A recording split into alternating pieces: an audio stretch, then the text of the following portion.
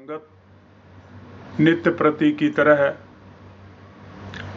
आज भी हम पूज्य परम आराध्य देव दादा गुरुदेव श्री परम हंस दयाल जी महाराज जी के पावन जीवन चरित्र सच्चिदानंद प्रकाश से, उन्हीं की रहमत से, उन्हीं के आशीर्वाद से हम उनके श्री मुख से निकले हुए कुछ इरशाद आप तक पहुंचाने का प्रयास कर रहे हैं।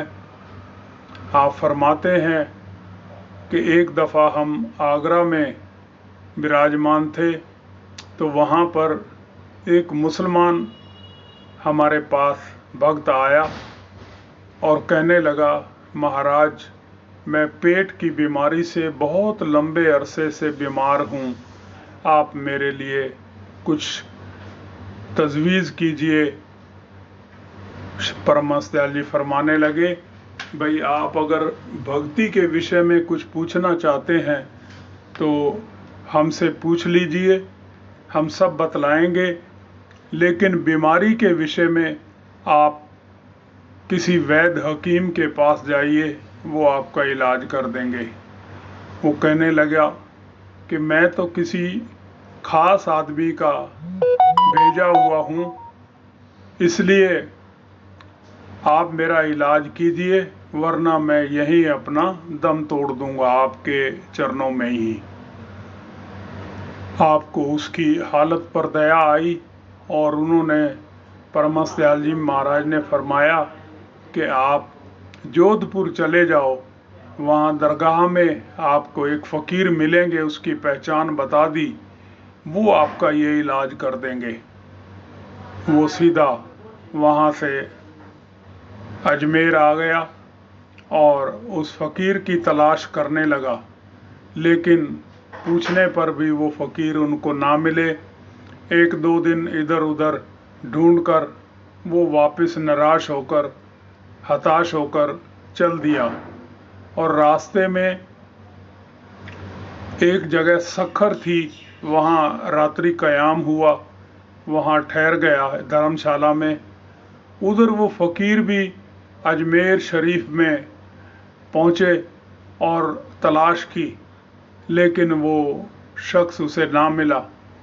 तो कहने लगे, उनके साथ एक बालक था और एक कुत्ता था, कहने लगे बड़ा जल्दबाज निकला जो यहाँ से चला गया, अब हमें सखर जाना पड़ेगा।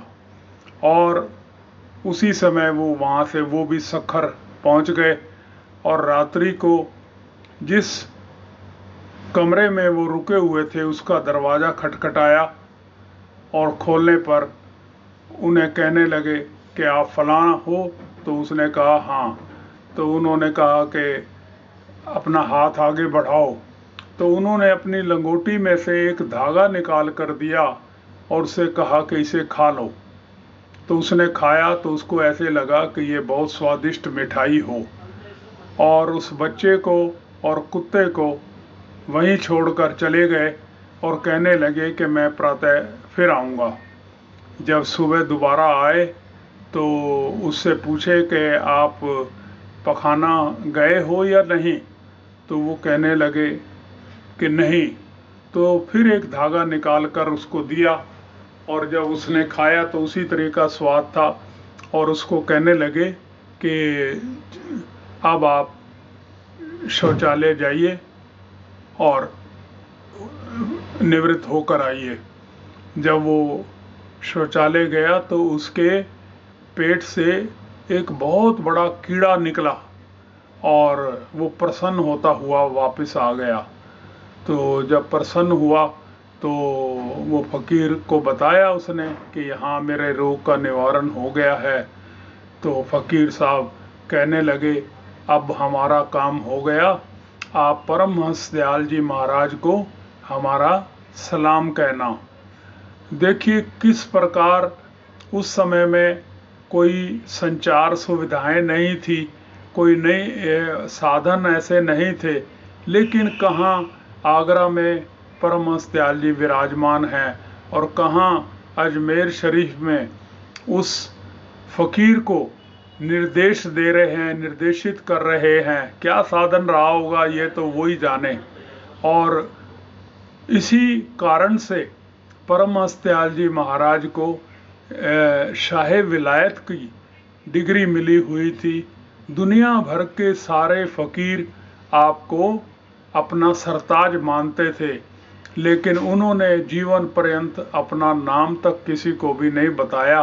ये उनकी अजमत है, ये उनकी शान है, और हमें भी इस बात का अभिमान है कि हम उनके नाम लेवा हैं, जो संसार के सभी आध्यात्मिक जगत की शक्तियां थी उनसे भी सरताज थे, और उन्होंने जीवन पर्यंत हमें जो अपना उत्तराधिकारी दिया श्री नंगली निवासी भगवान जी के रूप में, वो उसमें वो सभी गुण भर दिए जो उनके पास थे।